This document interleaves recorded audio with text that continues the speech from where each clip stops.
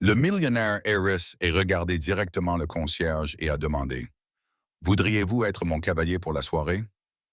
Mais lorsque ce père célibataire a regardé sa fille affamée de 7 ans, il a pris une décision qui allait tout changer. Juste avant que l'histoire ne commence, où que vous en soyez dans votre parcours, considérez ceci comme le signe qu'il faut continuer. Marcus Williams était agenouillé sur le sol en marbre du grand hall de la résidence Hamilton, ses vieilles baskets grinçant sur la surface immaculée alors qu'il frottait des taches invisibles. À 35 ans, ses mains portaient les callosités d'un homme qui avait exercé tous les petits boulots imaginables. Plongeur, ouvrier du bâtiment, concierge de nuit. Mais rien ne l'avait préparé à ce moment où les portes de l'ascenseur se sont ouvertes et qu'elle en est sortie. Isabella Hamilton avait 24 ans, mais se tenait avec l'assurance de quelqu'un qui n'avait jamais connu le manque. Sa robe émeraude coûtait probablement plus que ce que Marcus gagnait en 6 mois. Elle s'est arrêtée, le regardant travailler, ses doigts parfaitement manucurés tambourinant sur son sac de créateur. Vous êtes Marcus, n'est-ce pas? Sa voix était plus douce qu'il ne s'y attendait de la part de quelqu'un qui valait 200 millions de dollars. Il a levé la tête rapidement, détournant les yeux. Oui, mademoiselle Hamilton, j'ai presque fini. Bien. Elle s'est approchée, ses talons claquants. J'ai une proposition à vous faire. La gorge de Marcus s'est nouée. D'après son expérience, les propositions des gens riches signifiaient généralement plus de travail pour moins de salaire. Je dois bientôt aller chercher ma fille à l'école, mademoiselle Hamilton. Emma s'inquiète si je suis en retard. L'expression d'Isabella a légèrement changé. Quel âge a-t-elle? 7 ans. Elle est tout ce qu'il me reste. Les mots sont sortis avant qu'il ne puisse les retenir. Il n'avait pas l'intention de mentionner la mort de Sarah. Il n'avait pas l'intention de révéler cette blessure particulière qui saignait encore après 2 ans. J'ai besoin d'un compagnon pour le gala de charité de demain soir, a dit abruptement Isabella. 5 000 $ pour une soirée. Tenue de soirée, sourire, faire la conversation, c'est tout. Marcus a failli laisser tomber son chiffon de nettoyage. 5 000 $ couvrirait les frais de scolarité d'Emma pendant des mois et lui permettrait peut-être même d'avoir le manteau d'hiver dont elle avait besoin. Mais les galas, ils n'appartenaient pas à ce monde. Je n'ai pas de smoking, mademoiselle Hamilton. Je m'occupe de tout. Ses yeux verts ont étudié attentivement son visage. Il n'y a qu'une seule condition. Vous ne pouvez pas poser de questions sur la raison pour laquelle j'ai besoin de vous là-bas. Pouvez-vous faire ça? À travers les hautes fenêtres du manoir, Marcus pouvait voir sa vieille Honda dans l'allée circulaire. La fumée d'échappement était encore visible dans l'air froid de novembre. Dans cette voiture se trouvait un siège d'appoint maintenu par du ruban adhésif et le lapin en peluche préféré d'Emma, Mr. Hopscotch, auquel il manquait un œil. Oui, a-t-il dit doucement. Je peux le faire. Isabella a souri pour la première fois depuis qu'il l'avait rencontré, mais le sourire n'a pas atteint ses yeux. Bien, demain à 19 heures, ne me décevez pas, Marcus Williams. Alors qu'elle s'éloignait, ses talons résonnant dans le vaste hall, Marcus ne pouvait pas se défaire du sentiment qu'il venait d'accepter quelque chose de bien plus compliqué qu'une simple soirée. Mais 5 000 $, c'était 5 000 $. Et Emma avait tellement plus besoin que ce qu'il pouvait lui donner avec un salaire de concierge. Ce qu'il ne savait pas, c'est qu'Isabella Hamilton l'observait depuis des semaines, étudiant sa routine, apprenant à connaître sa vie. Elle était au courant de la mort de Sarah dans cet accident de voiture il y a 2 ans. Elle connaissait les factures médicales qui s'accumulaient à la suite du récent accès de pneumonie d'Emma. Elle savait que Marcus avait 3 emplois et qu'il avait toujours du mal à mettre de la nourriture sur la table de leur minuscule appartement. Ce qu'elle ne savait pas, c'est que le choix de Marcus Williams révélerait un secret qui avait été enterré pendant 35 ans. Un secret qui allait changer leur vie à tous les deux pour toujours. Emma Williams pressa son petit nez contre la fenêtre de leur appartement, au 2e étage, son souffle embuant la vitre alors qu'elle attendait la voiture de son père. À 7 ans, elle avait appris à compter le temps non pas en minutes, mais en degrés de faim et d'inquiétude. Papa est encore en retard, a-t-elle chuchoté à Mr. Hopscotch, ajustant l'œil restant du lapin en peluche pour qu'il puisse lui aussi voir la rue. Lorsque Marcus a finalement gravi les escaliers grinçants, ses bottes de travail lourdes de fatigue, Emma l'attendait près de la porte. Elle avait mis la table avec leurs assiettes dépareillées et la dernière boîte de soupe de leur placard presque vide. Comment s'est passée l'école aujourd'hui, ma princesse? A demandé Marcus, forçant l'enthousiasme dans sa voix, malgré la fatigue profonde qui était devenue sa compagne constante depuis la mort de Sarah. Madame Peterson a dit que nous avons besoin d'argent pour la sortie scolaire au Musée des sciences. La voix d'Emma était petite, prudente. À 7 ans, elle comprenait déjà que l'argent était la chose qui faisait s'affaisser les épaules de son père et s'estomper ses sourires. Marcus s'est agenouillé à sa hauteur, brossant une mèche de cheveux noirs de son visage. Des cheveux tellement semblables à ceux de Sarah que cela lui coupait parfois le souffle. Combien ça coûte? 30 $. Mais je lui ai dit que je ne pouvais probablement pas y aller parce que nous devons économiser pour Noël. Le ton direct d'Emma a brisé quelque chose à l'intérieur de la poitrine de Marcus. Il l'a serré dans ses bras, inhalant l'odeur de son shampoing à la fraise, le genre bon marché qui venait dans une bouteille géante du magasin de rabais. Tu sais quoi, Em? Je pense que nous pourrions avoir un bon Noël cette année. Vraiment? Ses yeux, les yeux de Sarah, se sont illuminés d'un espoir qui rendait Marcus à la fois fier et terrifié. On m'a offert un travail supplémentaire, un bon travail qui payait bien. Il a fait une pause, se demandant comment expliquer sans mentir. Je dois aller à une soirée chic demain soir, comme dans les films, avec des gens en belle robe et en costume. Emma a gloussé. Tu auras l'air ridicule dans un costume chic, papa. Probablement. Marcus a acquiescé, bien que la pensée de porter des vêtements qui valaient plus que leur loyer lui donnait la nausée. Madame Rodriguez, en bas, a dit qu'elle te garderait demain soir. Ça te va? Emma a acquiescé avec enthousiasme. Madame Rodriguez avait toujours des biscuits et parlait dans un espagnol rapide qui faisait rire Emma, même quand elle ne comprenait pas les mots. Cette nuit-là, après qu'Emma se soit endormie en serrant Mr. Hopscotch, Marcus s'est assis à leur petite table de cuisine, fixant les factures qui semblaient se multiplier comme des mauvaises herbes. L'avis d'électricité était estampillé, dernier avis, en lettres rouges et en colère. L'école d'Emma avait renvoyé un formulaire sur les programmes de repas gratuits qui lui donnait l'impression d'échouer en tant que père. Il a pensé à l'offre d'Isabella Hamilton, 5 000 $ pour une nuit à faire semblant d'appartenir à un monde où les gens dépensaient plus en vin que ce qu'ils gagnaient en un mois. Cela semblait mal, d'une certaine manière, comme s'il vendait quelque chose qu'il ne pouvait pas nommer. Mais quand il a regardé les factures médicales de la pneumonie d'Emma, toujours impayées après 6 mois, le mal semblait être un luxe qu'il ne pouvait pas se permettre. Son téléphone a vibré avec un message d'un numéro inconnu. Essayage de smoking demain à 14 heures. Adresse jointe. Ne soyez pas en retard. Marcus a fixé le message, se demandant ce qu'Isabella Hamilton voulait vraiment de lui. D'après son expérience, les gens riches ne jetaient pas l'argent par les fenêtres sans rien attendre en retour. Mais alors qu'Emma toussait doucement dans son sommeil, il a réalisé qu'il traverserait le feu pour 5 000 $ si cela signifiait donner une meilleure vie à sa fille.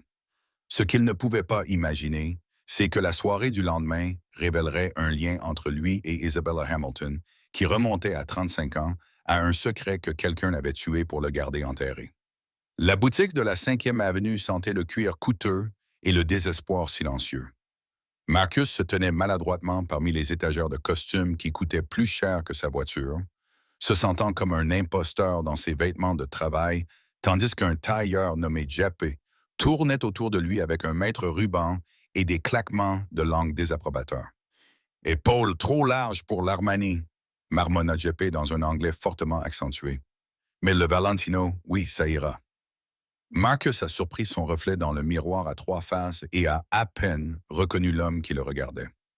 Le costume anthracite l'a transformé de concierge en quelqu'un qui pourrait réellement appartenir à un gala de charité. Mais la transformation lui donnait l'impression d'enfiler un costume pour une pièce de théâtre pour laquelle il n'avait pas auditionné. « Mademoiselle Hamilton a un excellent goût », a dit Jeppe, épinglant la veste. « Elle sait ce qu'elle veut, celle-là. Des instructions très précises. Vous devez avoir l'air de vieil argent, a-t-elle dit. Pas de nouvel argent qui en fait trop. Comment faites-vous la différence? A demandé Marcus. Jeppe a souri. Le vieil argent chuchote. Le nouvel argent crie. Vous, mon ami, vous avez le visage pour chuchoter. Pendant que Jeppe travaillait, le téléphone de Marcus a vibré avec des messages d'Emma envoyés depuis l'appartement de Madame Rodriguez. Papa, il a fait des empanadas. suivi d'une photo floue du sourire couvert de sauce d'aimant. À 18h30 le lendemain soir, Marcus se tenait devant le miroir de sa salle de bain, se débattant avec le nœud papillon qu'il avait déjà vaincu 2 fois.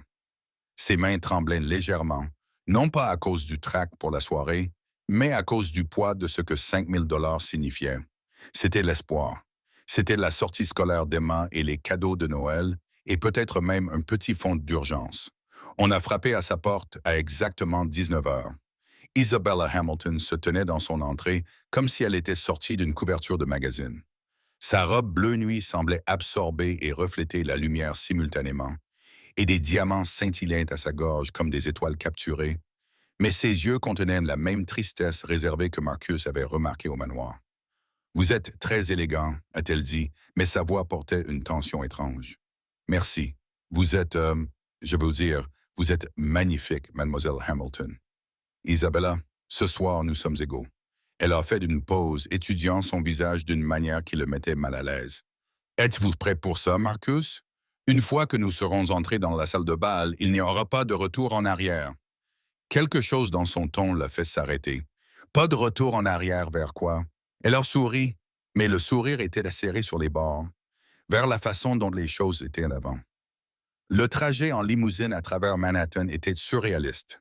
Isabella était assise en face de lui, sirotant occasionnellement du champagne tout en regardant les lumières de la ville par la fenêtre. Elle lui avait donné un bref cours intensif sur l'étiquette des galas de charité, mais Marcus sentait qu'elle retenait des informations cruciales. « Puis-je vous demander quelque chose? » a dit Marcus alors qu'ils approchaient de l'hôtel. « Pourquoi moi? Vous auriez pu demander à n'importe qui d'être votre cavalier ce soir. » Le verre de champagne d'Isabella s'est arrêté à mi-chemin de ses lèvres. « Parce que vous êtes honnête et parce que... » Elle a coupé court, puis a secoué la tête. « Parce que ce soir, j'ai besoin de quelqu'un qui ne me jugera pas pour ce que je suis sur le point de faire. » L'Hôtel Plaza brillait de 1000 feux. Son entrée était bondée de photographes et de couples élégamment vêtus. Alors que leur limousine s'arrêtait, Isabella a pris une profonde inspiration. « N'oubliez pas de questions. Juste souriez, faites la conversation et suivez mon exemple. » Sa main tremblait légèrement alors qu'elle atteignait la poignée de la porte. « Et Marcus, quoi qu'il arrive ce soir, quoi que vous appreniez sur moi ou ma famille, sachez que tout ce que je vous ai dit sur la raison pour laquelle j'ai besoin de vous ici est vrai. » Alors que le chauffeur ouvrait leur porte et que les flashs des appareils photo explosaient comme des éclairs miniatures, Marcus s'est demandé quel secret Isabella Hamilton portait et pourquoi elle avait besoin d'un concierge du Queens pour l'aider à y faire face. Ce qu'il ne pouvait pas savoir, c'est que parmi la foule de la haute société et de philanthropes qui attendaient à l'intérieur, il y avait quelqu'un qui cherchait Isabella Hamilton depuis 35 ans, quelqu'un qui reconnaîtrait Marcus Williams dès qu'il verrait son visage. La grande salle de bal de l'Hôtel Plaza était une cathédrale de richesse et de pouvoir. Des lustres en cristal projetaient une lumière prismatique sur des tables chargées d'orchidées et de chargeurs dorés, tandis que 500 membres de l'élite new-yorkaise se mêlaient sous des plafonds peints qui avaient été témoins de décennies de secrets et de scandales. Marcus se sentait en tout point un imposteur alors qu'Isabella le guidait à travers la foule, sa main légère sur son bras, mais sa prise étonnamment forte. Elle se déplaçait dans le paysage social comme quelqu'un lisant d'une carte, le dirigeant vers des groupes spécifiques avec une précision délibérée. Isabella chérie. Une femme aux cheveux argentés et aux perles s'est approchée d'eux. Son sourire était éclatant, mais ses yeux étaient calculateurs. « Et qui est ce bel inconnu? » « Madame Blackwood, je vous présente Marcus Williams. Marcus, voici Victoria Blackwood. Elle dirige les initiatives éducatives de la Fondation Hamilton. » Marcus a serré la main offerte, notant comment les yeux de Madame Blackwood s'attardaient sur son visage avec une intensité inattendue. « Williams, a-t-elle répété lentement. Quel nom de famille intéressant. Êtes-vous originaire de New York, Marcus? »« Queens, a répondu Marcus, mal à l'aise avec son examen. Né et élevé. Quelque chose a vacillé sur les traits de Madame Blackwood. Surprise, reconnaissance, peut-être de la peur. C'est fascinant. Elle s'est excusée brusquement, laissant Marcus confus par cette étrange rencontre. La prise d'Isabella sur son bras s'est resserrée. Nous devons continuer à avancer. Ils ont navigué à travers des groupes de conversation sur les abris fiscaux déguisés en philanthropie et les maisons de vacances dans des endroits dont Marcus n'avait jamais entendu parler. Isabella le présentait comme son cher ami, mais il a remarqué qu'elle ne s'attardait jamais sur la façon dont ils s'étaient rencontrés ou depuis combien de temps ils se connaissaient. À leur table assignée, Marcus s'est retrouvé assis entre Isabella et un homme corpulent nommé Reginald Ashworth, qui a immédiatement entamé un monologue sur son yacht, tandis que sa femme regardait avec envie les bouteilles de vin. Alors, Marcus, a dit Reginald, coupant son morceau de saumon à 30 $. Dans quel domaine travaillez-vous? La question que Marcus redoutait. Il a jeté un coup d'œil à Isabella, qui a acquiescé presque imperceptiblement. Gestion des installations, a dit Marcus prudemment. Techniquement vrai, même si ces installations étaient des toilettes et les sols des autres. Ah, l'immobilier. Excellent domaine. Quelle propriété gérez-vous? Avant que Marcus ne puisse se débattre avec une autre réponse évasive, les lumières se sont tamisées et une femme s'est approchée du podium. Elle était âgée mais majestueuse, avec des cheveux argentés coiffés en un chignon élégant et des yeux qui semblaient tout englobés. Mesdames et messieurs, bienvenue au gala annuel de la Fondation Hamilton. Je suis Eleanor Hamilton, la grand-mère d'Isabella et la présidente de la Fondation. Marcus a regardé le visage d'Isabella se transformer alors que sa grand-mère commençait à parler.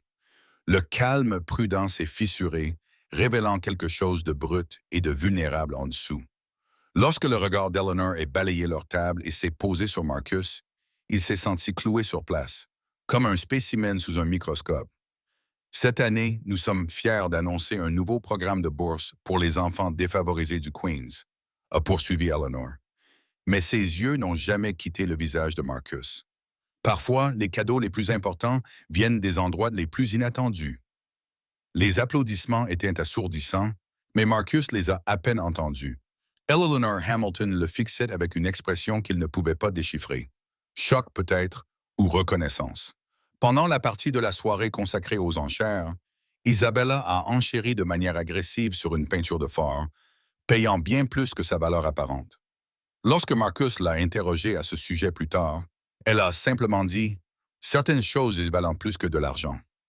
Au fur et à mesure que la soirée avançait, Marcus a remarqué d'autres invités qui jetaient des regards furtifs sur lui, leurs expressions allant de la curiosité à l'inquiétude. Madame Blackwood est apparue à leur table 2 fois de plus, chaque fois l'engageant dans une conversation qui ressemblait plus à un interrogatoire. « Vous savez, a-t-elle dit lors de sa dernière visite, se penchant assez près pour qu'il puisse sentir son parfum coûteux. Vous avez des traits tellement distinctifs. J'ai l'impression d'avoir déjà vu votre visage. » Isabella s'est levée brusquement. « Marcus, voudriez-vous bien m'apporter de l'air? Je pense que j'ai besoin de sortir un instant. » Sur le balcon de l'hôtel donnant sur Central Park, Isabella a finalement laissé tomber sa façade de calme. Ses mains tremblaient alors qu'elle allumait une cigarette. La première que Marcus l'avait vue fumer. « Je dois vous dire quelque chose, » a-t-elle dit, sa voix à peine au-dessus d'un murmure. « Mais d'abord, je dois savoir, est-ce que votre mère vous a déjà parlé de votre père?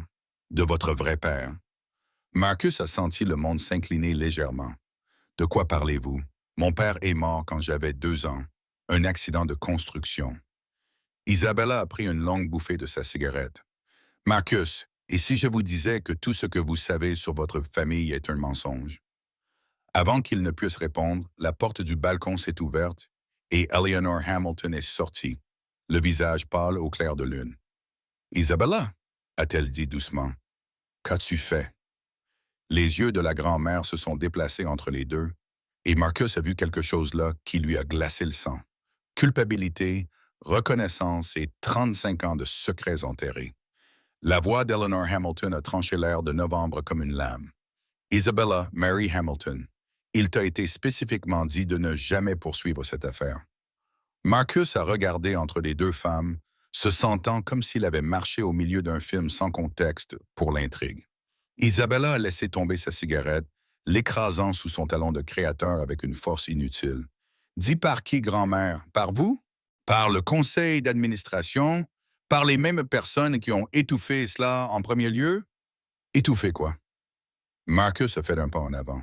Sa patience a finalement craqué. « J'ai accepté d'être votre cavalier, pas votre pion dans un drame familial.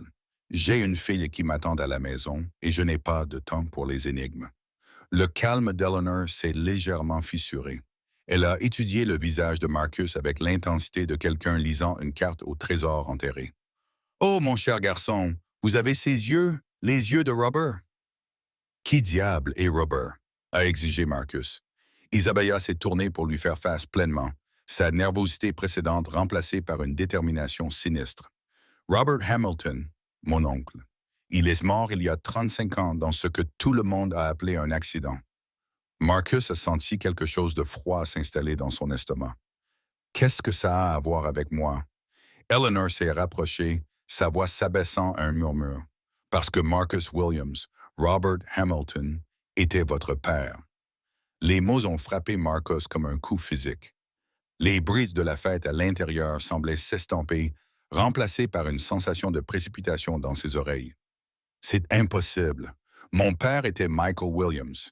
Il est mort dans un accident de construction quand j'avais 2 ans.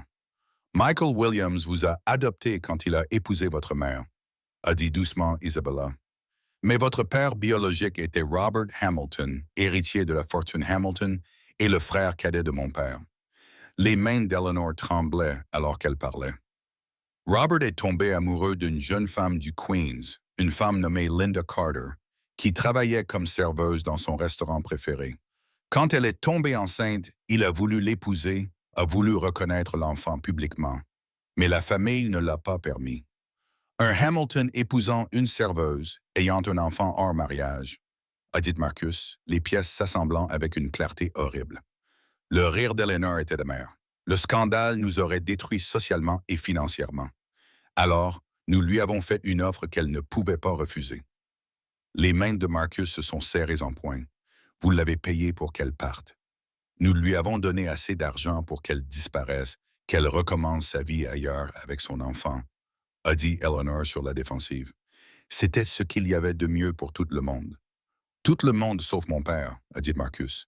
Qu'est-il arrivé à Robert? Isabella et Eleanor ont échangé un regard qui parlait d'années de secrets de famille. Il a menacé de tout révéler, a dit tranquillement Isabella. Il a menacé de parler de vous aux journaux, de la façon dont la famille Hamilton avait abandonné son propre sang. 3 jours plus tard, il est mort dans un accident de voiture. Le balcon semblait tourner. Marcus a saisi la balustrade, ses jointures blanches contre la pierre froide. « Vous pensez qu'il a été assassiné? Je sais qu'il a été assassiné, » a dit férocement Isabella. « Et j'ai passé les 3 dernières années à rassembler des preuves. » Le visage d'Eleanor était devenu livide. « Isabella, tu ne comprends pas ce que tu risques. Il y a des gens qui... »« Qui quoi, grand-mère? Qui ont tué Robert et l'ont étouffé? Qui ont passé 35 ans à s'assurer que la vérité ne voit jamais le jour? » La voix d'Isabella a monté dangereusement. Des gens qui sont toujours en vie, toujours en position de pouvoir, toujours en train de protéger leurs intérêts. Marcus a pensé à Emma, endormie dans l'appartement de Mme Rodriguez, serrant Mr. Hopscotch et rêvant de cadeaux de Noël qu'il ne pouvait pas se permettre. Il a pensé aux 5 000 $ qui avaient semblé être un salut il y a seulement quelques heures. « Je dois y aller, » a-t-il dit soudainement. « C'est trop. Je dois retourner auprès de ma fille. »« Marcus, attendez. » Isabella lui a attrapé le bras. « Ne voyez-vous pas? Vous n'êtes pas seulement un concierge du Queens, vous êtes le fils de Robert Hamilton. Vous êtes l'héritier de la moitié de la fortune Hamilton. »« Je n'hérite de rien, » a dit Marcus, se dégageant. « Je suis le père d'Emma. C'est la seule chose qui compte pour moi. » Mais alors qu'il se dirigeait vers la porte du balcon, la voix d'Eleanor l'a arrêté net. « Ils savent pour Emma. » Marcus a gelé. « Qu'est-ce que vous avez dit? » « Les gens qui ont tué Robert, qui ont protégé ce secret pendant 35 ans, ils savent que vous existez maintenant, et ils savent pour votre fille. » Le visage d'Eleanor était grave au clair de lune. « Isabella vous a rendu tous les deux des cibles en vous amenant ici ce soir. » À travers les fenêtres de la salle de bal, Marcus pouvait voir la fête se poursuivre. Des gens élégants, riant et dansant, ignorant que sur ce balcon, un meurtre vieux de 35 ans était discuté, ainsi que des menaces envers une fillette de 7 ans. « Qu'est-ce que vous voulez de moi? » a demandé Marcus doucement. La réponse d'Isabella allait tout changer. Je veux que vous m'aidiez à prouver qui a tué votre père. Et en retour, je m'assurerai qu'Emma est en sécurité et que vous obtenez tous les deux ce que Robert a toujours voulu que vous ayez. Le trajet en limousine de retour vers le Queens était suffocant. Marcus était assis en silence, regardant la ville s'estomper, tandis qu'Isabella parlait à voix basse sur son téléphone, organisant des détails de sécurité et des refuges aussi décontractément qu'elle commanderait un café. Non, je les veux à son immeuble d'ici 1 heure, a-t-elle dit, et assurez-vous qu'il soit discret. Une fillette de 7 ans y vit. La tête de Marcus s'est tournée vers elle. Vous faites surveiller ma fille. Isabella a mis fin à l'appel. Protéger, pas surveiller. Y a-t-il une différence? Parce que de là où je suis, on dirait que vous avez traîné ma famille dans quelque chose qui pourrait nous faire tuer. La limousine s'est arrêtée devant l'immeuble de Marcus. À travers les fenêtres sales, il pouvait voir l'appartement de Madame Rodriguez. La lumière était toujours allumée. Emma était probablement déjà endormie sur son canapé. Marcus, écoutez-moi, a dit Isabella d'urgence. Votre mère est toujours en vie. Les mots l'ont frappé comme de l'électricité. Quoi? Linda Carter, votre mère. Elle n'est pas morte d'un cancer quand vous aviez 15 ans. C'était un autre mensonge, une autre dissimulation. Elle est vivante et elle vit à Portland sous le nom de Linda Morrison. Marcus a senti les dernières fondations de sa réalité s'effondrer. C'est impossible. J'ai assisté à ses funérailles. Je l'ai vu être enterré. Vous avez vu quelqu'un être enterré, mais ce n'était pas votre mère. Isabella a sorti une tablette, lui montrant une photographie d'une femme d'une 60aine d'années travaillant dans un jardin. Le visage était plus âgé, vieilli par les années et la tristesse, mais indéniablement familier. Elle ressemble à Emma, a chuchoté Marcus. C'est la grand-mère de votre fille, et elle vit cachée depuis 20 ans parce qu'elle a essayé de dire la vérité sur la mort de Robert. Marcus a regardé la photo, son esprit vacillant. La femme avait le sourire d'Emma, la même détermination têtue à la mâchoire dont Marcus se souvenait de son enfance. Les gens qui ont tué Robert ont clairement indiqué que si elle essayait un jour de les dénoncer, vous mourriez, a poursuivi Isabella. Alors, elle a simulé sa mort, a disparu et vous a surveillé de loin depuis lors. M'a surveillé? La voix de Marcus était creuse. J'avais 15 ans. J'étais seul, famille d'accueil, foyer de groupe, dormir dans des refuges. Elle voulait vous emmener avec elle, mais cela vous aurait mis en plus grand danger. Au moins, si vous restiez, vous pourriez avoir une vie normale, même si elle était difficile. Marcus a pensé à toutes les nuits où il avait pleuré sa mère, à tous les anniversaires et remises de diplômes qu'elle avait manqués, à tous les moments où il avait le plus besoin d'elle. Normal? Vous appelez vivre dans la pauvreté normale? Par rapport au fait d'être assassiné? Oui.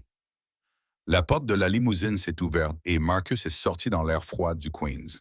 Son immeuble avait l'air plus minable que jamais à côté de la richesse d'Isabella, mais il était réel d'une manière que rien de ce soir ne l'était. Que se passe-t-il maintenant? A-t-il demandé. Isabella l'a rejoint sur le trottoir, sa robe de soirée incongrue sur fond de clôture grillagée et d'escaliers de secours. Maintenant, vous décidez. Nous avons 3 choix. Nous pouvons partir, oublier que cette conversation a eu lieu et espérer qu'ils vous laisseront tranquille. Nous pouvons fuir. Je vous relogerai, vous et Emma, quelque part en sécurité. Je vous donnerai de nouvelles identités, un nouveau départ où nous nous battons. Nous exposons la vérité sur le meurtre de Robert, sur ce qu'ils ont fait à votre famille. Nous les faisons payer pour 35 ans de mensonges. Marcus a levé les yeux vers la fenêtre de Madame Rodriguez où sa fille dormait paisiblement, ignorant que son monde entier venait de basculer sur son axe. Si nous nous battons, quelles sont les chances qu'Emma soit blessée? Si nous ne nous battons pas, quelles sont les chances qu'il vous laisse vivre maintenant que vous connaissez la vérité? La question a plané entre eux comme une condamnation à mort. Marcus comprenait maintenant pourquoi Isabella avait eu besoin de quelqu'un qui ne la jugerait pas, car elle lui demandait de choisir entre la sécurité de sa famille et la justice pour son père assassiné. Il y a autre chose, a dit tranquillement Isabella. La raison pour laquelle j'enquête sur la mort de Robert n'est pas seulement une question de justice, c'est une question de survie, parce que celui qui l'a tué a l'intention de me tuer aussi. Elle lui a montré une autre photo sur sa tablette, une coupure de journal d'il y a 3 jours. Le titre disait « Iris Hamilton blessée dans un accident de voiture suspect. Mes freins ont été coupés, a dit simplement Isabella. Tout comme ceux de Robert il y a 35 ans. Vous trouvez vous faire entrer dans tout ça. Il ne s'agissait pas seulement d'exposer la vérité. Il s'agissait de créer suffisamment de chaos pour me garder en vie assez longtemps pour me défendre. Marcus l'a regardé, la compréhension se faisant enfin jour. Vous m'avez utilisé comme appât. Je vous ai utilisé comme protection. Ils ne peuvent pas nous tuer tous les deux sans soulever trop de questions. Deux héritiers Hamilton mourant le même mois. Même eux ne sont pas aussi audacieux. Comme si elle était convoquée par leur conversation, une berline noire s'est arrêtée de l'autre côté de la rue. Ses vitres étaient teintées et elle n'a fait aucun mouvement pour partir. Isabella a remarqué le regard de Marcus. Ils ne sont pas là pour vous faire du mal. Pas encore. Ils sont là pour regarder, pour voir ce que vous allez faire ensuite. Marcus a pensé au sourire confiant d'Emma, à l'argent de la sortie scolaire et au cadeau de Noël qui avait semblé si important il y a seulement quelques heures. Puis il a pensé à son père, son vrai père, mourant seul parce qu'il avait essayé de faire ce qui était juste. Si je vous aide, a dit Marcus doucement, si nous faisons ça ensemble, qu'arrive-t-il à Emma si nous perdons? La réponse d'Isabella a été brutalement honnête. Alors elle grandira orpheline, tout comme vous. Mais au moins, elle grandira en sachant que son père est mort, en se battant pour la vérité au lieu de la fuir. Le moteur de la berline noire a ronronné au loin, alors que Marcus Williams prenait la décision qui allait définir le reste de sa vie, quelle qu'en soit la durée. À 3 heures du matin, Marcus était assis à sa table de cuisine, fixant une tasse de café qui avait refroidi il y a des heures. Emma dormait paisiblement dans la pièce voisine d'Arne, ignorant que le monde entier de son père avait été bouleversé. La berline noire était toujours garée de l'autre côté de la rue. Isabella l'avait laissée avec un téléphone sécurisé et la promesse d'appeler le matin. Mais Marcus ne pouvait pas dormir, ne pouvait pas s'arrêter de penser à la photographie de sa mère vivante, jardinière à Portland, vieillissant sans lui. Son téléphone a vibré, un message d'un numéro inconnu.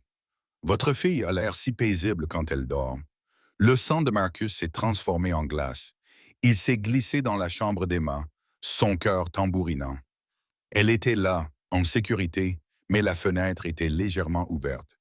Une fenêtre qu'il était certain d'avoir verrouillée. Un autre message. Nous devons parler. Riverside Park, 1 heure. Venez seul ou la prochaine photo ne sera pas si innocente. Marcus a appelé le numéro qu'Isabella lui avait donné pour les urgences.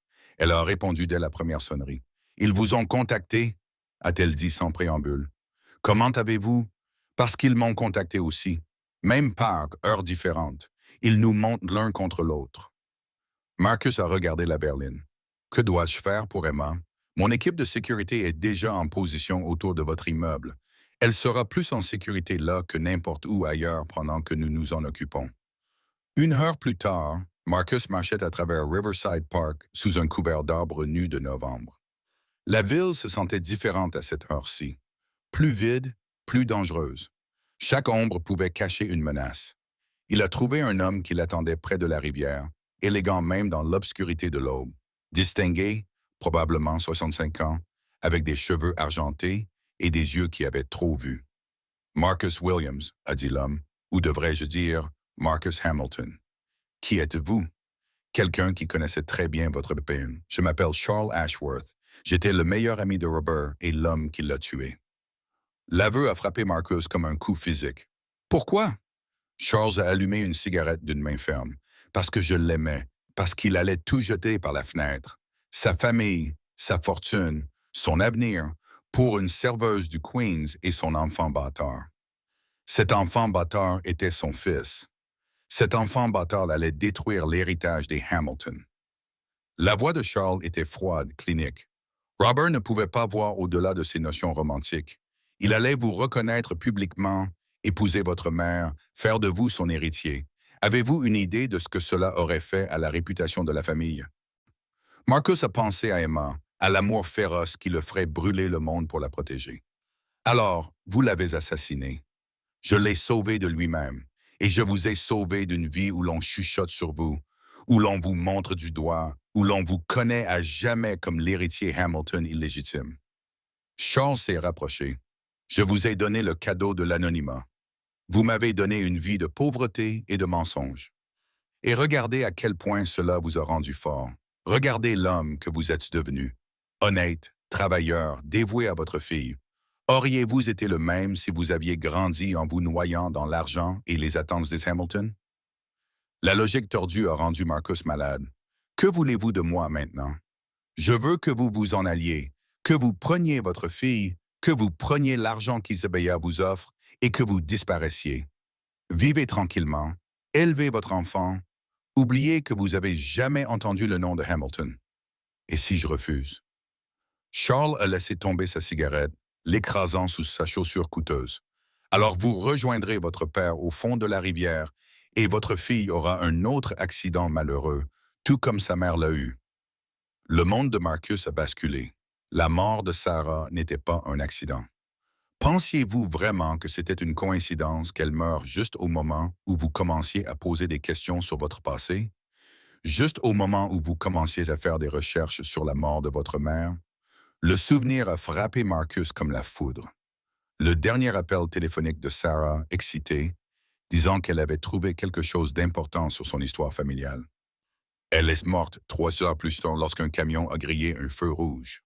Vous me surveillez depuis des années, a chuchoté Marcus, protégeant mon investissement, protégeant le secret qui a maintenu cette famille stable pendant 35 ans. Charles a redressé son manteau. Vous avez 24 heures pour décider, Marcus. Partez riche ou restez et mourrez pauvre. Alors que Charles disparaissait dans l'obscurité, Marcus est resté seul près de la rivière, comprenant enfin que cela n'avait jamais été une question de justice ou d'héritage familial. Cela avait toujours été une question de pouvoir et de jusqu'où les gens iraient pour le garder. Son téléphone a vibré. Isabella, l'avez-vous rencontré? Marcus a tapé en retour. Charles Ashworth, il a tué Robert et Sarah. 3 points sont apparus, puis ont disparu, puis sont apparus à nouveau. Enfin, rejoignez-moi à l'entrepôt. Il est temps d'en finir. L'entrepôt à Brooklyn avait l'air abandonné de l'extérieur, mais à l'intérieur, il bourdonnait d'activité. Isabella l'avait transformé en un centre de commandement. Des ordinateurs étaient alignés sur des tables, des photographies couvraient les murs et des tableaux blancs cartographiaient 35 ans de secrets de famille Hamilton. Marcus a fixé une ligne de temps qui commençait par sa naissance en 1989 et se terminait par la mort de Sarah en 2022. Chaque tragédie de sa vie était liée aux besoins de silence de la famille Hamilton. Charles Ashworth a été l'homme de main de la famille Hamilton pendant 4 décennies, a expliqué Isabella, pointant du doigt les photos de surveillance. Lorsque Robert a menacé de révéler la façon dont la famille vous traitait, vous et votre mère, Charles n'a pas seulement organisé son meurtre, il a orchestré une dissimulation complète. Une femme a émergé de l'ombre et le cœur de Marcus s'est arrêté. Elle était plus âgée, dire Sanam ou Grace, mais c'était indéniablement le visage de la photographie qu'Isabella lui avait montrée. « Bonjour, Marcus, a-t-elle dit doucement. Je suis votre mère, Linda Morrison. » Linda Carter ressemblait exactement à ce qu'Emma serait dans 60 ans. Le même mâchoire têtu, les mêmes yeux doux, la même façon de tenir ses mains quand elle était nerveuse. « Je vous surveille de loin depuis 20 ans, a-t-elle poursuivi, les larmes coulant sur son visage. Je vous ai vu obtenir votre diplôme d'études secondaires, vous marier, devenir père. J'étais à l'hôpital quand Emma est née. » Marcus ne pouvait pas parler, ne pouvait pas respirer. 20 ans de chagrin et d'abandon se sont heurtés à la réalité que sa mère avait été vivante, qu'elle l'avait surveillé, qu'elle se souciait de lui de loin. « Pourquoi n'avez-vous pas ?» a-t-il commencé. « Parce que Charles Ashworth a clairement indiqué que si je vous contactais directement, vous mourriez, tout comme Robert est mort, tout comme Sarah est morte quand elle s'est trop approchée de la vérité. » Isabella s'est avancée. « Votre mère a été ma complice secrète pendant 3 ans. C'est elle qui a fourni la plupart des preuves contre Charles.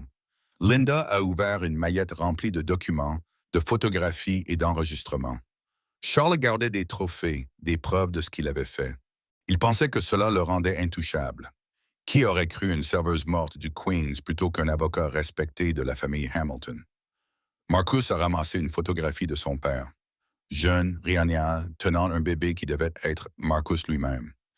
Robert Hamilton avait l'air heureux d'une manière qui rendait son meurtre encore plus déchirant. Il y a autre chose, a dit tranquillement Linda. Emma n'est pas seulement votre fille et Marcus, elle est aussi la petite fille de Charles.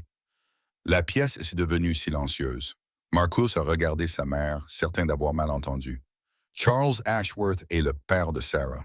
Il surveillait Emma non seulement pour vous contrôler, mais parce qu'elle est son sang, la seule petite fille qu'il aura jamais. Les pièces se sont assemblées avec une clarté horrible. Les antécédents familiaux mystérieux de Sarah, sa réticence à parler de son père, la façon dont elle semblait toujours en savoir plus sur le passé de Marcus qu'elle ne le laissait paraître. Sarah le savait, a dit Marcus. Linda a acquiescé. Elle l'a découvert il y a 3 ans quand elle a commencé à faire des recherches sur votre histoire familiale. Elle a découvert non seulement que vous étiez le fils de Robert Hamilton, mais que son propre père était le meurtrier de Robert. Elle allait tout révéler. Alors, Charles a tué sa propre fille.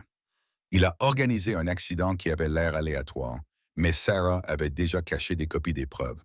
Elle savait qu'il viendrait la chercher tôt ou tard. Isabella a sorti un ordinateur portable.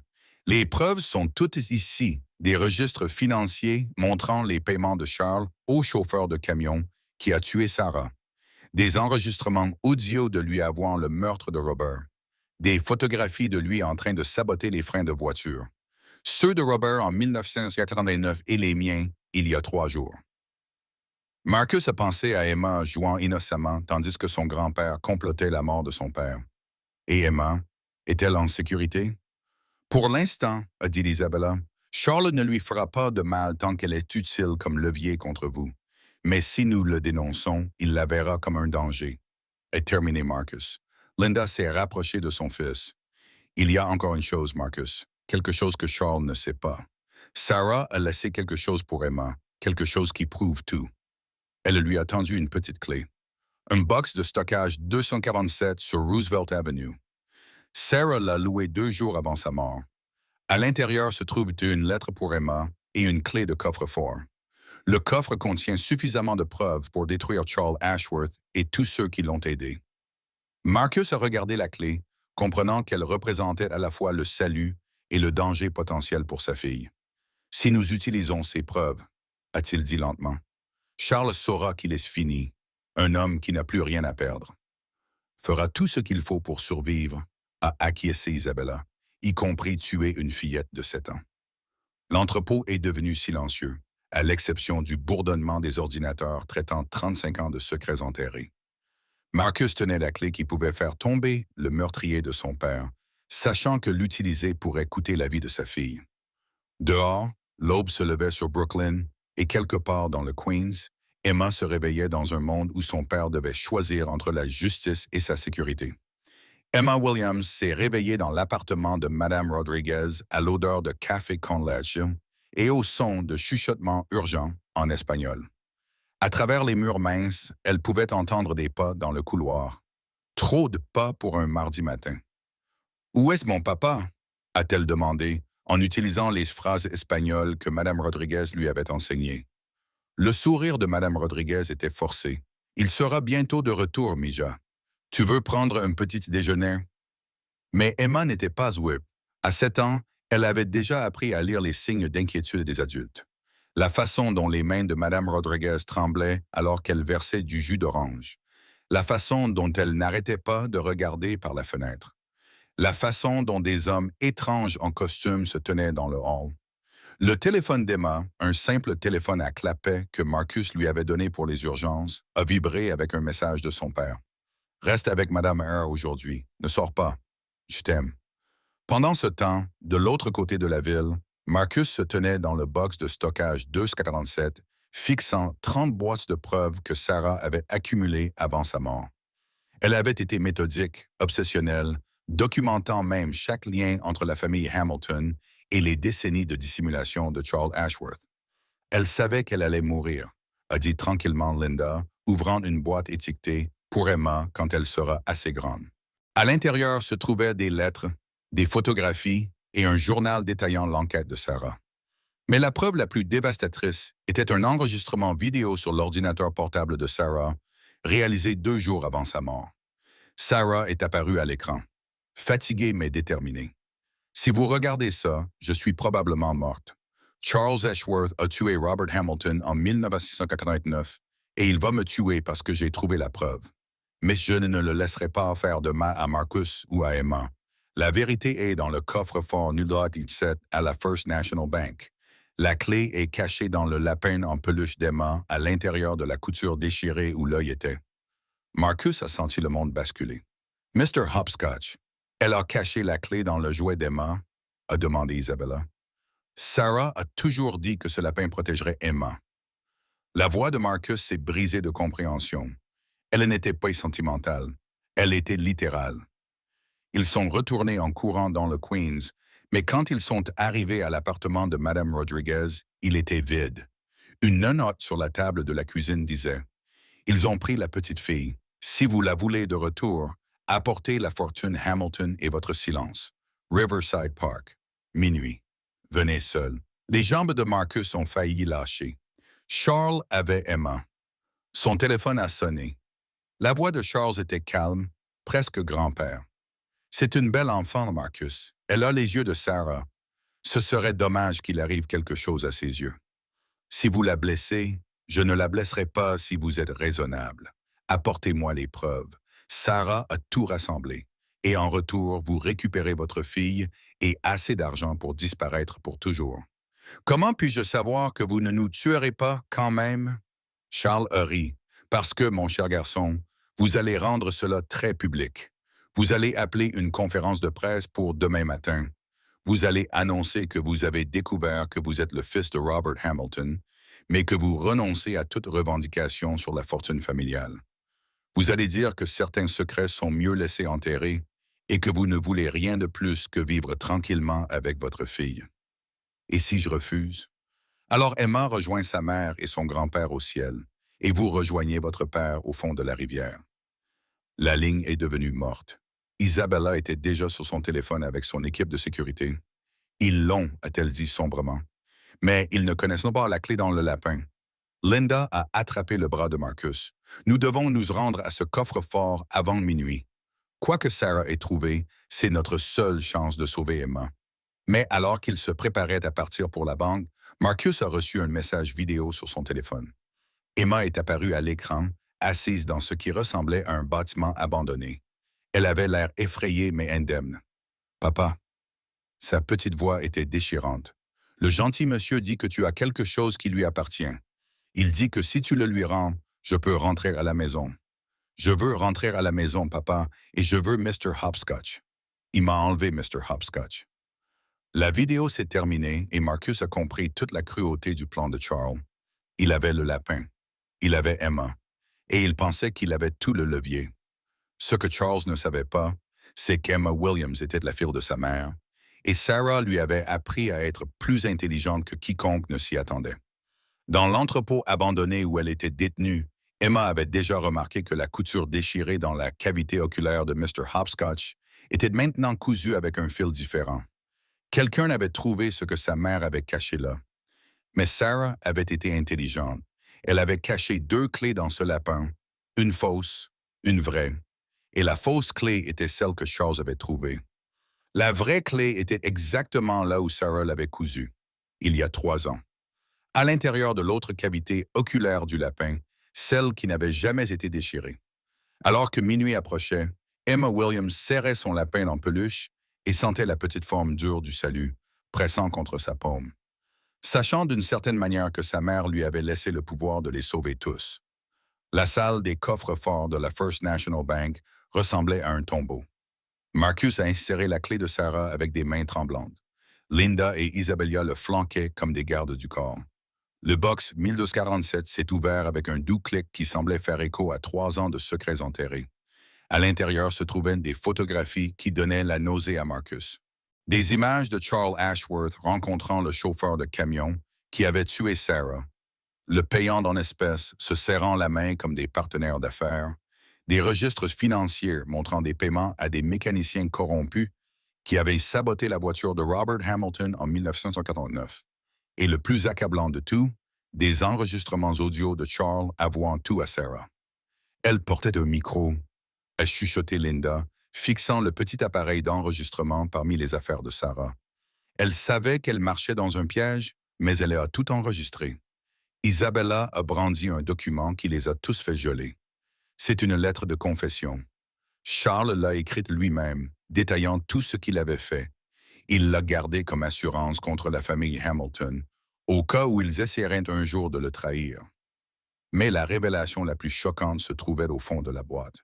Un test ADN de 2021 prouvant qu'Emma Williams n'était pas seulement la fille de Marcus et la petite fille de Charles, mais aussi une descendante directe de la lignée Hamilton, ce qui faisait d'elle une héritière potentielle de la fortune familiale. Sarah a fait tester Emma. Marcus a réalisé qu'elle construisait un dossier non seulement pour la justice, mais pour les droits d'héritage d'Emma. Alors qu'ils photographièrent les preuves, le téléphone de Marcus a vibré avec un autre message de Charles. Le temps presse. Votre fille devient agitée. Minuit. Ne me décevez pas. Mais cette fois, il y avait autre chose. Une brève vidéo d'Emma dans l'entrepôt abandonné. Elle était assise tranquillement, serrant Mr. Hopscotch, mais ses yeux étaient alertes, regardant, et Marcus a remarqué quelque chose qui a fait s'emballer son cœur d'espoir.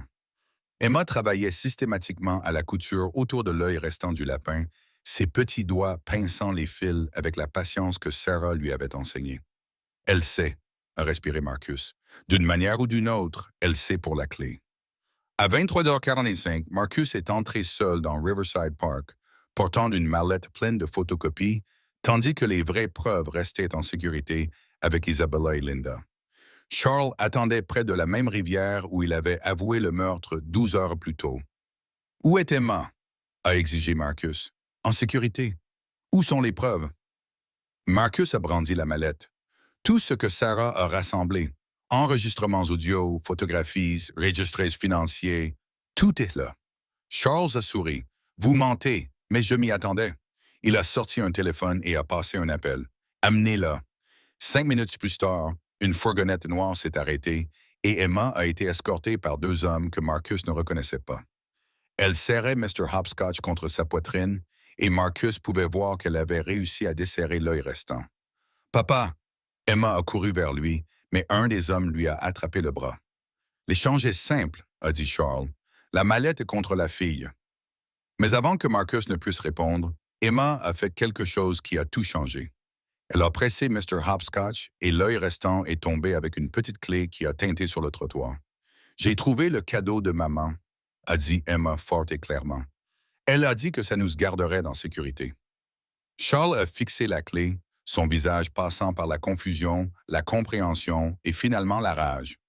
Il y avait 2 clés là-dedans.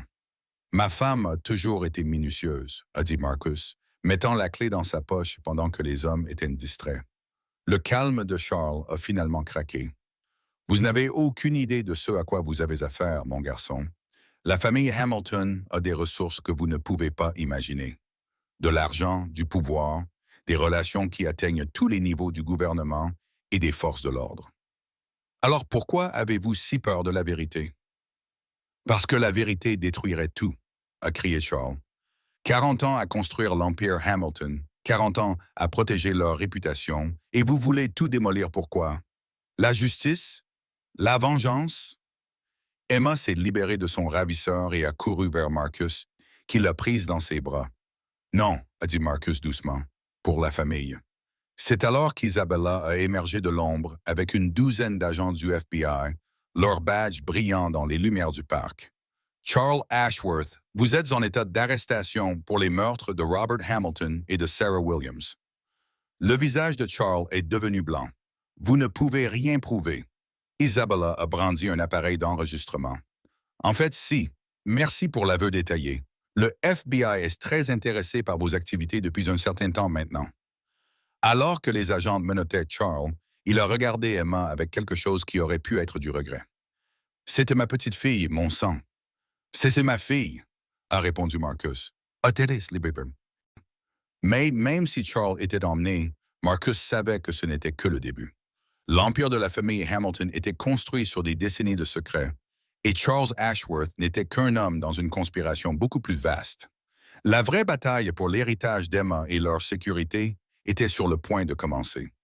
Le manoir Hamilton se sentait différent alors que Marcus marchait dans ses couloirs de marbre 3 jours plus tard. Cette fois, il ne portait pas d'uniforme de concierge, mais un costume qu'Isabella lui avait acheté, pas pour faire semblant, mais parce qu'il y appartenait maintenant. Emma sautillait à ses côtés, sa main dans la sienne, Mr. Hopscotch calé sous son autre bras, avec les deux yeux nouvellement cousus en place. Eleanor Hamilton attendait dans la bibliothèque, entourée d'avocats, de conseillers financiers et de membres de la famille. Marcus ne les rencontrait que maintenant. L'atmosphère était tendue, comme un enterrement où personne n'était tout à fait sûr de qui était mort. Marcus, a dit formellement Eleanor, s'il vous plaît, asseyez-vous. Nous avons beaucoup à discuter. La lecture du testament original de Robert Hamilton, celui qui avait été supprimé pendant 35 ans, était comme regarder son père revenir d'entre les morts. Robert avait laissé des instructions explicites selon lesquelles son fils devait hériter de la moitié de la fortune Hamilton, ainsi qu'une fiducie pour tous les petits-enfants. La succession est actuellement évaluée à 400 millions de dollars, a expliqué l'avocat principal, ce qui signifie que Marcus et Emma ont droit à 200 millions de dollars plus les intérêts accumulés sur 35 ans. Les yeux d'Emma se sont écarquillés. « C'est beaucoup d'argent, papa? »« C'est assez, ma princesse, » a dit doucement Marcus. Mais Victoria Blackwood, que Marcus savait maintenant être la sœur et la complice de Charles, n'en avait pas fini de se battre. Ce testament peut être contesté. Robert n'était manifestement pas dans son bon esprit quand il l'a écrit. Laisser une telle fortune à un enfant illégitime. Cet enfant illégitime est assis juste ici, a dit froidement Isabella, et il est le fils de Robert Hamilton. Des tests ADN l'ont confirmé. Linda Morrison, qui avait légalement repris son nom d'origine de Linda Carter, a parlé pour la première fois depuis qu'elle était entrée dans la pièce. « J'ai aimé Robert, mais je n'ai jamais voulu son argent. Je voulais juste qu'il reconnaisse son fils. » Eleanor Hamilton avait l'air plus âgée que ses 78 ans alors qu'elle s'adressait à Marcus. « Ce que Charles a fait est impardonnable. Mais vous devez comprendre, il y a 35 ans, les choses étaient différentes. Le scandale d'un héritier célibataire ayant un enfant avec une serveuse aurait... »« Aurait quoi ?» a interrompu Marcus. « Vous a-t-il rendu un peu moins riche? Vous a-t-il forcé à traiter les gens de la classe ouvrière comme des êtres humains? » La pièce est devenue silencieuse. « Je ne veux pas de votre argent de culpabilité, » a poursuivi Marcus, se levant. « Mais je prendrai ce qui appartient à Emma parce qu'elle mérite mieux que ce que j'ai eu. Elle mérite des choix. » Isabella a souri. « Il y a plus, Marcus. La Fondation Hamilton a voté pour faire de vous un membre du conseil d'administration. Votre expérience en gestion d'installation, même si c'était le nettoyage de bâtiments, vous donne un aperçu de la vie des travailleurs dont nous avons désespérément besoin. » Au cours de la semaine suivante, la vie de Marcus s'est transformée d'une manière qui semblait surréaliste. Il a quitté ses emplois de concierge, a inscrit Emma dans une meilleure école et les a installés dans une maison modeste, dans un quartier sûr, pas un manoir, mais une vraie maison avec une cour où Emma pouvait jouer. Linda a emménagé à proximité, enfin capable d'être la grand-mère qu'elle avait été forcée de cacher pendant 7 ans, le regardant apprendre à Emma à jardiner. Marcus a senti le cercle familial se refermer d'une manière qu'il n'avait jamais osé rêver. Mais le changement le plus inattendu est venu d'Emma elle-même. Un soir, alors qu'ils étaient assis dans leur nouveau salon, elle a levé les yeux de ses devoirs avec des yeux sérieux. « Papa, pourquoi le méchant a-t-il fait du mal à maman? » Marcus redoutait cette conversation. Parfois, les adultes font des choix terribles parce qu'ils ont peur. Peur de quoi? Marcus a pensé à Charles Ashworth, qui attendait maintenant son procès pour meurtre, et aux membres de la famille Hamilton, qui essayaient encore de minimiser leur implication dans la dissimulation. Peur de perdre des choses qu'ils pensent d'être plus importantes que les gens. Emma a réfléchi à cela avec la gravité d'une philosophe de 7 ans. C'est stupide. Oui, ça l'est. Vont-ils essayer de nous faire du mal à nouveau? Marcus l'a tiré sur ses genoux. Il y aura peut-être toujours des gens qui voudront faire du mal à notre famille. Monsieur, mais maintenant, nous avons quelque chose que nous n'avions pas avant. Quoi? Le pouvoir, l'argent et surtout, des gens qui nous aiment assez pour se battre pour nous. Il a embrassé le haut de sa tête. Ta maman nous a laissé tout ce dont nous avions besoin pour être en sécurité. Cette nuit-là, après qu'Emma se soit endormie, Marcus s'est assis dans sa nouvelle cuisine, lisant la lettre que Sarah avait écrite pour leur fille. Elle était pleine d'amour, d'espoir et de conseils pratiques pour grandir en tant qu'héritière Hamilton. Ne laisse pas l'argent te changer, avait écrit Sarah. Rappelle-toi que ta valeur vient de ton cœur, pas de ton compte en banque. Et n'oublie jamais que ton papa est le meilleur homme que j'ai jamais connu. Il avait juste besoin que le monde le voie aussi. Isabella a appelé alors que Marcus terminait de lire. Le FBI veut interroger Emma demain sur son temps avec Charles. Êtes-vous prêt pour ça? L'est-elle? Emma Williams a survécu à plus de traumatismes que la plupart des adultes n'en affrontent au cours d'une vie. Je pense qu'elle est prête à tout.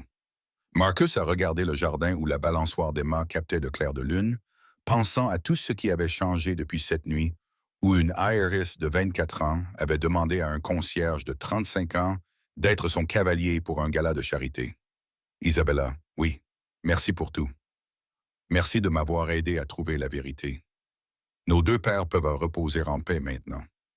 Alors que Marcus raccrochait le téléphone, il a réalisé que le lendemain apporterait de nouveaux défis. Le procès, l'attention des médias, les complications d'être soudainement riche. Mais ce soir, Emma était en sécurité. Linda était vivante et l'homme qui avait détruit tant de vies était enfin derrière les barreaux. Ce n'était pas une fin parfaite, mais c'était un nouveau commencement. 6 mois plus tard, Marcus se tenait dans le nouveau centre communautaire du Queens de la Fondation Hamilton, regardant Emma aider à servir le déjeuner aux familles qui lui rappelaient qui ils étaient autrefois. Elle se déplaçait dans la foule avec une assurance inconsciente, discutant avec les résidents âgés et faisant rire les enfants timides. Le procès avait été une sensation médiatique. Les meurtres de l'héritier Hamilton avaient dominé les gros titres pendant des semaines. Charles Ashworth a reçu la prison à vie pour les meurtres de Robert Hamilton et de Sarah Williams, ainsi que des accusations de tentative de meurtre pour ses attaques contre Isabella et Marcus. Mais plus important encore, l'enquête avait mis au jour un réseau de corruption impliquant plusieurs membres de la famille Hamilton et des associés d'affaires. Elle est remarquable, a dit Linda, rejoignant Marcus à la ligne de service. Sa mère avait l'air plus jeune maintenant, libérée de 35 ans de cachette et de peur. Sarah serait si fière. Marcus a regardé Emma expliquer à un vieil homme confus comment utiliser les nouvelles tablettes que la Fondation avait données. Elle tient ça des deux, l'intelligence de Sarah et la détermination de Robert. L'idée du centre communautaire était celle de Marcus, financé par son héritage, mais conçu autour de son expérience d'être de la classe ouvrière dans une ville qui oubliait de plus en plus ses pauvres. Il offrait une formation professionnelle, une garderie, des programmes éducatifs et surtout, la dignité pour les personnes que la société ignorait trop souvent. Papa? Emma a rebondi, son tablier de bénévole couvert de sauce tomate. Madame Chen m'a appris à dire merci en mandarin et Monsieur Rodriguez, pas Madame Rodriguez, son mari, m'a montré comment réparer la table bancale avec une serviette pliée. C'est super, ma princesse. Es-tu prête à rentrer à la maison?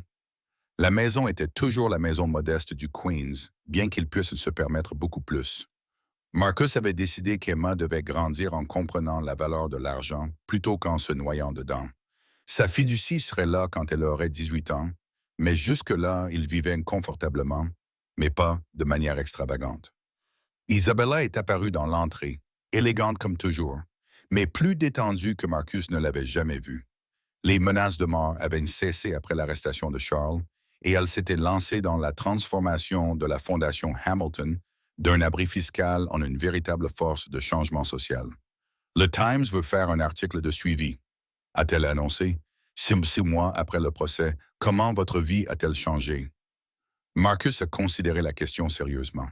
Dites-leur que nous avons appris que la famille n'est pas une question de sang ou d'argent.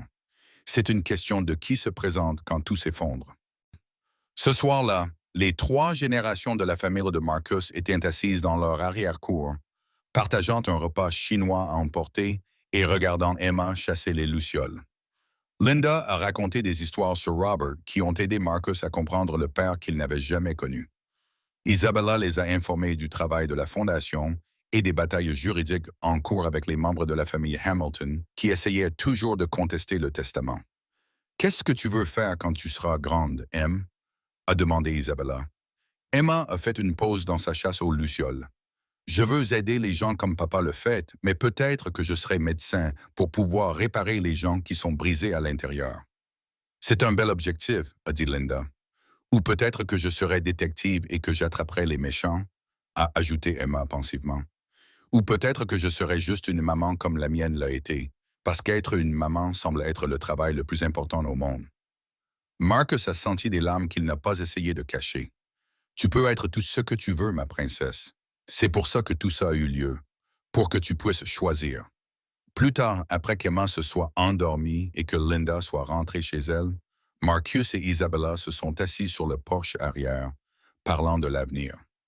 La Fondation Hamilton se développait à l'échelle nationale. Marcus envisageait de se présenter au conseil municipal. Emma s'épanouissait à l'école et semblait remarquablement indemne du traumatisme qu'elle avait enduré. Vous demandez-vous jamais ce qui se serait passé si vous n'aviez pas marché dans ce manoir il y a 6 mois? A demandé Isabella. Marcus a pensé à l'homme qu'il était alors, épuisé, sans espoir, comptant les quarts de dollars pour le déjeuner scolaire d'Emma. Je serais toujours en train de nettoyer les toilettes et de me demander pourquoi ma vie me semblait si vide, et je serais probablement mort. Charles devenait plus audacieux avec ses attaques. Ils se sont assis dans un silence confortable, écoutant les bruits du Queens la nuit, les sirènes lointaines, la musique étouffée, le grondement du métro. Ce n'était pas le calme élégant des manoirs de Manhattan, mais c'était réel. Marcus, la voix d'Isabella était hésitante. Je sais que c'est compliqué à cause de tout ce que nous avons traversé, mais voudriez-vous dîner un jour? Juste nous deux. Pas pour les affaires ou le travail de la fondation ou les drames familiaux. Juste un dîner. Marcus l'a regardé, voyant non pas l'aéresse intimidante qui était entrée dans sa vie il y a 6 mois, mais la femme qui avait tout risqué pour découvrir la vérité sur le meurtre de son père. J'aimerais bien, a-t-il dit simplement, comme si elle était convoquée par leur conversation. Emma est apparue dans l'entrée dans son pyjama, serrant Mr. Hopscotch. Je n'arrivais pas à dormir, a-t-elle dit, grimpant sur les genoux de Marcus. Je n'arrête pas de penser à maman. De bonnes pensées ou de tristes pensées? A demandé Marcus, lissant ses cheveux. De bonnes pensées. Je pense qu'elle aimerait notre nouvelle vie et je pense qu'elle aimerait Isabella. Emma a regardé Isabella avec la franchise que seuls les enfants possèdent. Vous allez épouser mon papa? Isabella a failli s'étouffer avec son vin. Emma, ce n'est pas... Parce que si vous le faites, cela fait de vous ma belle-mère. Et si vous êtes ma belle-mère et que vous êtes aussi comme ma cousine à cause de l'histoire des Hamilton, cela rend-il notre famille encore plus compliquée? Marcus a commencé à rire vraiment pour la première fois depuis la mort de Sarah. Notre famille est déjà aussi compliquée que possible. Bien, a dit Emma, s'installant plus confortablement dans ses bras. J'aime les choses compliquées. Les familles ennuyeuses n'aident pas autant de gens. Alors que Marcus ramenait sa fille au lit, il a réfléchi à tout ce qui avait changé depuis cette nuit où Isabella Hamilton lui avait demandé d'être son compagnon lors d'un gala de charité. Il avait pensé qu'il ne faisait que gagner de l'argent pour survivre 1 mois de plus. Au lieu de cela, il avait découvert un père qu'il n'avait jamais connu, une mère qu'il pensait morte et un héritage familial qui venait avec un immense privilège et une immense responsabilité. Mais surtout, il avait appris qu'Emma Williams, maintenant Emma Hamilton Williams, grandissait pour devenir exactement le genre de personne que sa mère avait espéré qu'elle deviendrait.